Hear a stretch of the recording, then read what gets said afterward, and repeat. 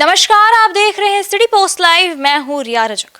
बिहार विधानसभा चुनाव में राष्ट्रीय जनतांत्रिक गठबंधन में सीट बंटवारे को लेकर के बातचीत अब अंतिम दौर में पहुंच चुकी है। सूत्रों के अनुसार बीजेपी और जेडीयू के बीच 100 से 105 सीटों पर बराबर चुनाव लड़ने पर लगभग सहमति बन गई है। लेकिन एनडीए के सहयोगी दलों में चिराग पासवान की लोक जनशक्ति पार्टी रामविलास पासवान लोजपा आर को लेकर के अभी भी गतिरोध बना हुआ है। तो इस पे बातचीत करने के लिए हमारे साथ मौजूद है सिटी पोस्ट लाइव के managing editor Shrikant Pratyush sir. Sir बताइए कि चिराग पासवान को लेकर के अभी पेच क्यों फंसा हुआ है? देखिए, चिराग पासवान 40 सीटों की मांग कर रहे हैं। उनके 5 सांसद लड़े थे, लोकसभा उम्मीदवार 5 सीटों पर लड़े थे, पांचों जीत गए। 5 सांसदों वाली पार्टी है, 100% स्ट्राइक रेट है, तो उनका तो मनोबल बढ़ा हुआ है। और वो कह रहे हैं कि भाई एक लोकसभा में कम से कम 6 विधानसभा सीटें होती हैं, तो उस हिसाब से भी 30 सीटें बनती हैं। लेकिन वोट का परसेंटेज है 6% से ज़्यादा है, तो उसी हिसाब से वो मांग रहे हैं 40 सीट। 40 सीट तो नहीं मिलना है किसी भी सूरत में, लेकिन जो सूत्र बता रहे हैं कि वो 28 से 30 सीटों पर भी मान सकते हैं। लेकिन 28 से 30 सीट भी कैसे दिया जाए भाई, क्योंकि जेडीयू 100 से कम सीट पर लड़ने को तैयार नहीं है। जेडीयू की तरफ से मांग तो 115 सीटों की हुई है, सूची सौंपी गई है, लेकिन 102 या 5 से कम पर नहीं लड़ेगी वो। और बीजेपी जेडीयू से कम नहीं बल्कि 1 सीट ज़्यादा ही लड़ेगी, ये जान लीजिए। लोकसभा में भी बीजेपी ने जेडीयू से 1 सीट पर ज़्यादा लड़ा था, और विधानसभा में भी बीजेपी चाहेगी कि जेडीयू से 2, 4, 5 सीट ज़्यादा पर लड़े। तो पेंच इसलिए फंसा हुआ है कि अब तो भाई 105 सीट पर अगर बीजेपी लड़ती है, 101 सीट पर अगर जेडीयू लड़ती है, या दोनों 105 पर लड़ते हैं, तो सीट कितनी बचेगी? 33 सीट है, और उसमें 3 दल हैं। एक तो दल हो गया आपका जीतन राम मांझी का, उनकी भी मांग 20 है, लेकिन मानकर चलिए कि जितनी सीटें पहले मिली थी इस बार भी उतनी मिल जाएंगी, 7।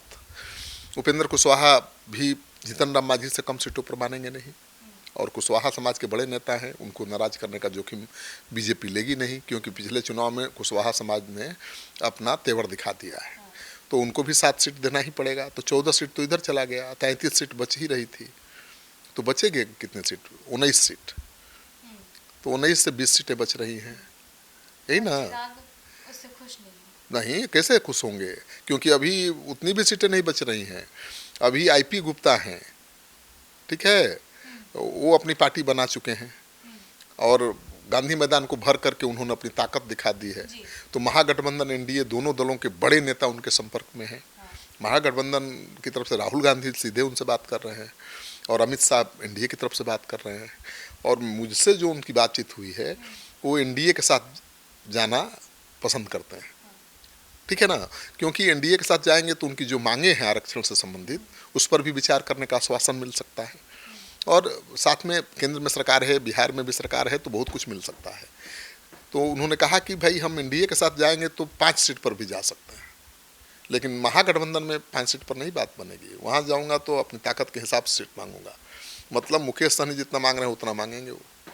अगर हम 2020 की बात करें तो 2020 में सीट बंटवारा को लेकर के जो भी फैसले हुए थे, तो चिराग पासवान अकेले लड़ने के लिए तैयार हो गए थे, तो मतलब उस समय हुआ क्या था? देखिए, सही में यही हुआ था जो अभी हो रहा है कि 200 चिराग पासवान के लिए बीजेपी के पास 15 से ज़्यादा सीट नहीं थी देने के लिए, तो 15 सीट पर वो माने नहीं, और बीजेपी दे भी कैसे ज़्यादा सीट भाई, क्योंकि उससे ज़्यादा सीट उसके पास था ही नहीं। नीतीश कुमार ज़्यादा सीट चिराग के नाम पर छोड़ने को तैयार नहीं थे।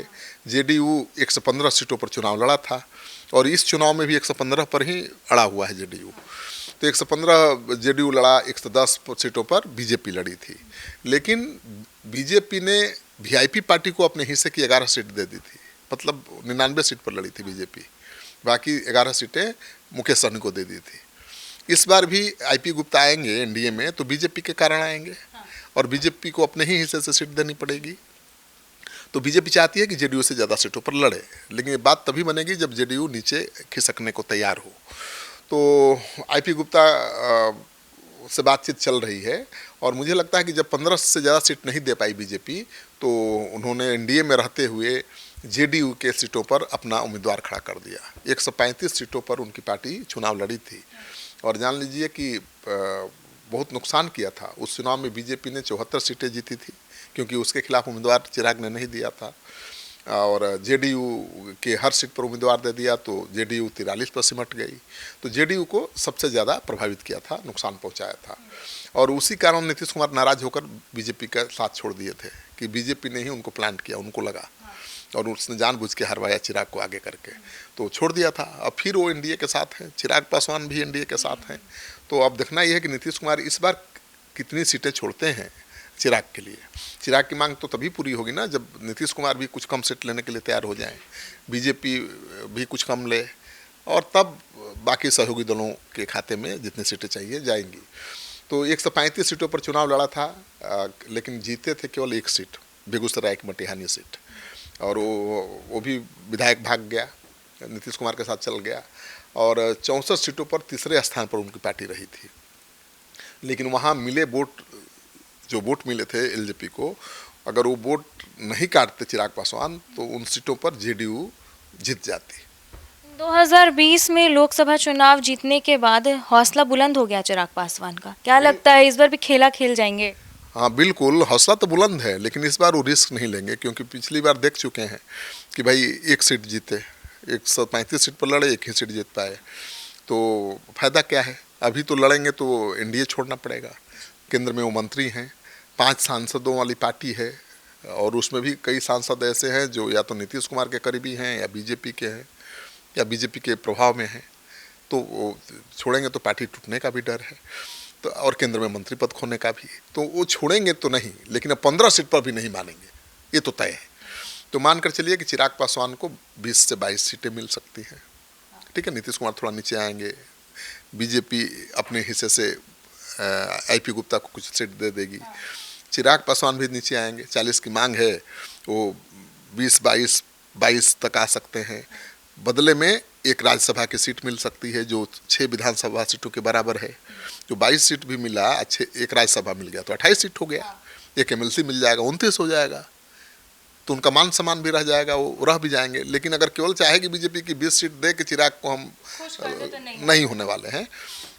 20 से 22 सीटें मिनिमम चाहिए, एक राज्यसभा की सीट चाहिए, एक विधान परिषद की सीट चाहिए, जो सूत्र बता रहे हैं। इससे कम पर वो झुकने को तैयार नहीं है और मुझे लगता है कि बीजेपी इतना कर देगी, ठीक है ना। इतना करना जरूरी भी है क्योंकि चिराग को खोना पूरी लड़ाई खो देना है। चिराग के पास 5% 6% जो वोट है वो अगर महागठबंधन के साथ चले गए तो पूरा गणित ही बदल जाएगा। महागठबंधन की सरकार बनने से कोई रोक ही नहीं सकता है। तो बीजेपी तो पेबंद पर काम कर रही है, 2% 4% जुटा रही है, इनका 2%, उनका 2%, उनका 4%, 6% वाला को छोड़ देगी। बीजेपी भी रिस्क नहीं लेगी और चिराग पासवान अकेले नहीं लड़ेंगे इसलिए कि वो देख चुके हैं नतीजा। एक अकेले लड़ेंगे तो 1-2 सीट जीतेंगे तो उनको क्या फ़ायदा होगा। एक तो सरकार से बाहर हो जाएंगे, सीट भी नहीं जीत पाएंगे। तो चिराग पासवान इतने अनाड़ी नहीं है, हाँ वो हार्ड बार्गेनर हैं, वो बार्गेन करेंगे अंतिम दम तक और मुझे लगता है कि प्रधानमंत्री उनकी बात मानेंगे। उनका हमेशा प्रधानमंत्री ने सम्मान रखा है, उनका ध्यान रखा है और वो तो हमेशा कहते हैं कि हम मोदी के हनुमान हैं। मोदी जी जब तक हैं तब तक हम एनडीए छोड़ ही नहीं सकते, सोच भी नहीं सकते। तो एक तरफ तो दबाव बनाए हुए हैं, दूसरी तरफ कह रहे हैं कि मोदी के हनुमान है, मोदी जी का साथ कभी नहीं छोड़ेंगे। तो मोदी जी को सोचना पड़ेगा ना भाई, एक तो दलित नेता है और बिहार का बड़ा दलित नेता है, रामविलास पासवान जी के बेटे हैं, तो उनको नाराज करने का जोखिम बीजेपी नहीं लेगी। पूरे देश में खराब मैसेज जाएगा कि आपने चिराग को बीजेपी ने धोखा दे दिया, ये कर दिया। उनके चाचा एक तरफ आरोप लगा ही रहे हैं, पशुपति पारस की बीजेपी ने मेरा इस्तेमाल किया, हमको फेंक दिया। अब चिराग को अगर बीजेपी खो देगी तो बीजेपी इसकी भरपाई नहीं कर पाएगी। तो चिराग जो चाहेंगे वही होगा, लेकिन सीट उतना नहीं है तो चिराग को भी थोड़ा सोचना पड़ेगा। हमको लगता है कि चिराग को राज्यसभा, विधान परिषद, विधानसभा की सीट सब मिलाकर 30 के आसपास मिल जाना चाहिए और उपेंद्र कुशवाहा, जीतन राम मांझी को भी जितनी सीटें मिली थी वो मिल जाएंगी। तो सब कुछ तय हो गया है, बीजेपी जेडीयू में लगभग डील फाइनल हो गई है। चिराग पासवान को मनाने की कोशिश की जा रही है और उम्मीद है कि चिराग मान जाएंगे। एक सीट उनको चाहिए गोविंदगंज किसी हालत में, क्योंकि प्रदेश अध्यक्ष उनके चुनाव लड़ते हैं, वो बीजेपी का सिटिंग सीट है, बीजेपी छोड़ने को तैयार नहीं है, राधा मोहन सिंह खास तौर पर वहाँ का सांसद। लेकिन अब भाई पार्टी के आगे किसी सांसद की थोड़ी चलती है, चिराग पासवान को थोड़े बीजेपी एक सीट के लिए खो देगी। तो मुझे लगता है कि राजू तिवारी की सीट भी क्लियर हो जाएगी आखिरी क्षण में, और चिराग पासवान को कम से कम 22 सीटें, एक राज्यसभा की सीट, एक विधान परिषद की सीट मिल जाएगी। तो जैसा कि आप सुन रहे थे हमारे डिबेट को कि चिराग पासवान ने 40 सीटों की मांग की है। अब देखना होगा कि सरकार उनकी मांग को पूरी करती है या फिर नहीं, या फिर चिराग पासवान को थोड़ा न थोड़ा समझौता तो करना ही पड़ेगा। तो आपको कैसी लगी हमें डिबेट, हमें कमेंट बॉक्स में ज़रूर बताइएगा। देखते रहिए सिटी पोस्ट लाइव, तब तक के लिए धन्यवाद।